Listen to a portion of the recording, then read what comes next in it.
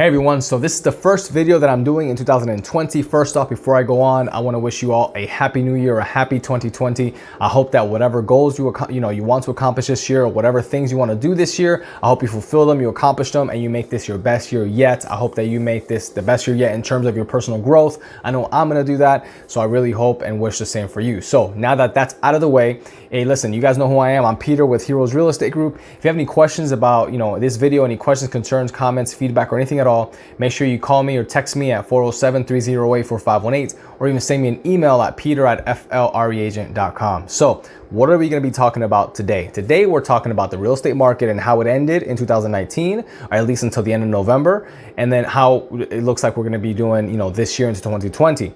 So the numbers I'm using are going to be for, the end of November, simply because the numbers for December and end of year numbers have not been released yet. They're going to be released in January 22nd.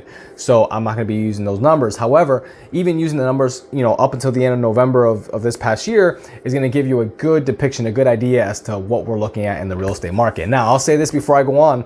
Some of these numbers are going to be great for some of you, like, real estate investment trusts or REITs and investors. And for homeowners, and especially people looking to sell their homes this year, you're probably going to look at these numbers and say that, they're not great. They're not looking great for you. And listen, I'm not saying this is going to be a crash. I'm not saying this is going to be a recession or anything like that.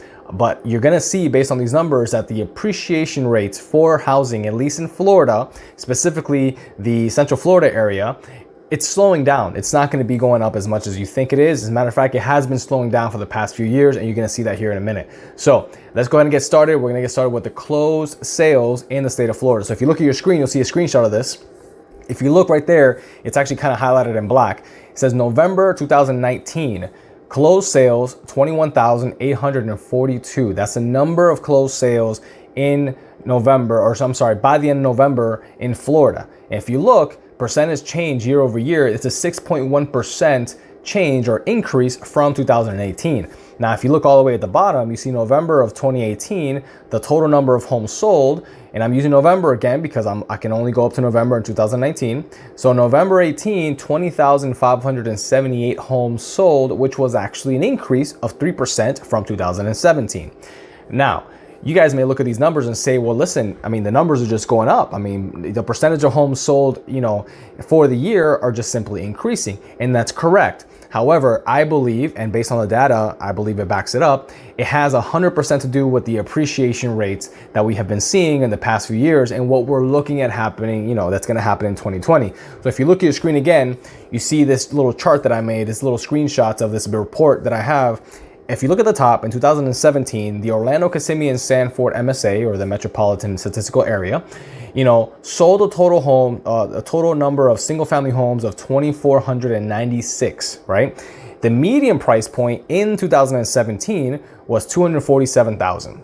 Now, look down, 2018, same area. If you look at the number of homes sold, again, it went up to 2,581, which is a 3.4% increase from 2017.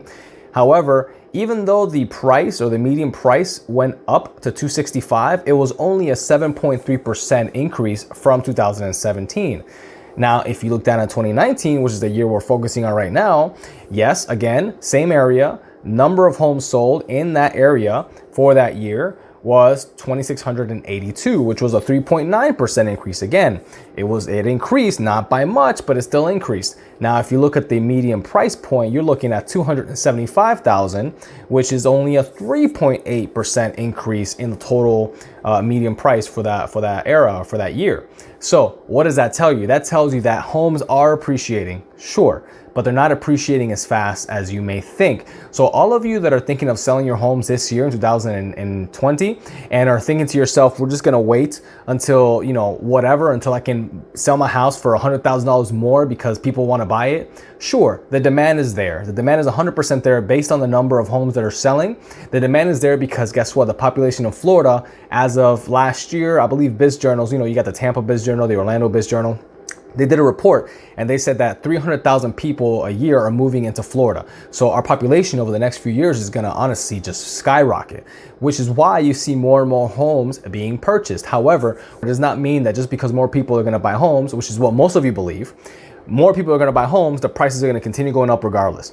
The fact of the matter is that, as you all know, the past few years, appreciation has been just crazy, and it has to balance out at one point or another. So lenders are, they got smart over the past few years, and they've, employed obviously their appraisers to do a correction essentially, right? Think of it that way. Appraisers are correcting the market. So instead of appraising the house that you're selling for 250, instead of appraising it for 250, they're going to appraise it for 230, which is what it's really worth, which little by little, that, let's just say adds up, it snowballs effects into this huge market change of appreciation, seemingly, crashing, but in reality, it's just returning back to normal. And let's just say flattening out.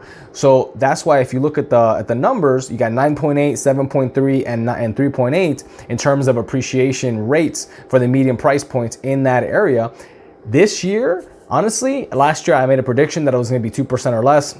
This year, we're looking at it being 2% or less. I mean, some people are saying 0.8%, some people are saying 1.2%, 1.7%, but it's going to be less than 2% in terms of the appreciation rate. So if you're looking to sell your house this year, right, it does not serve you any to wait until the summer necessarily, because it does not guarantee that your house is going to appreciate more than what it is currently. Aside from the fact that if you think about it, most homes, not all of them, but most homes take between 30 and 45 days to actually sell.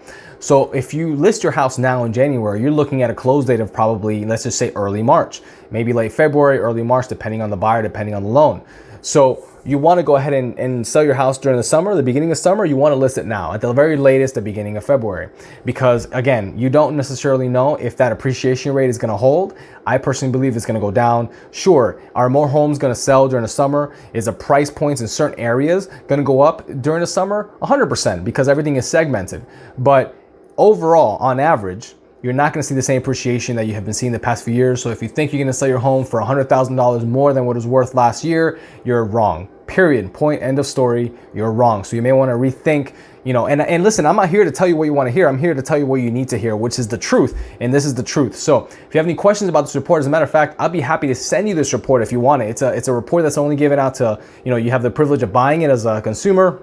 And if you're a realtor, then obviously you have access to it. So, hey, listen, I'll send it to you if you want it. Send me an email, shoot me a text, send me a phone call, and I'll send you the report so you can look at it yourself and make your own determination, your own judgment. But this is what the numbers are saying. And listen, those of you that are investors, this is a great time for you, because again, homes aren't appreciating as much as they are, which means that you're going to be able to get better deals, closer to market value, and if not below market value, if you're going to just buy homes to rent out. Companies like Progress Residential, First King Homes, you have Invitation Homes, companies like that, big REITs are going to flourish this year because they're going to continue to buy property left and right. So if you have any questions about this video or anything at all, any questions about any videos I've done in the past, or really if you want to talk crap about it, if you want to tell me that I'm wrong, whatever, listen, I'll take everything you got. Send me a comment, on this video, or write me a comment on this video, send me a text, give me a phone call, shoot me an email. Let's talk about it, request a report. I'll send you the report for free. I don't even want anything for it. You don't even have to hire me as your agent just to get the report. Listen, I'll give it to you for free. But listen, if you do have questions about listing your property and what you could potentially sell it for, by all means, send me a text, give me a call, or shoot me an email, and we'll talk about it. So until next time, I'm Peter with Heroes Real Estate Group, and we'll talk soon. Bye.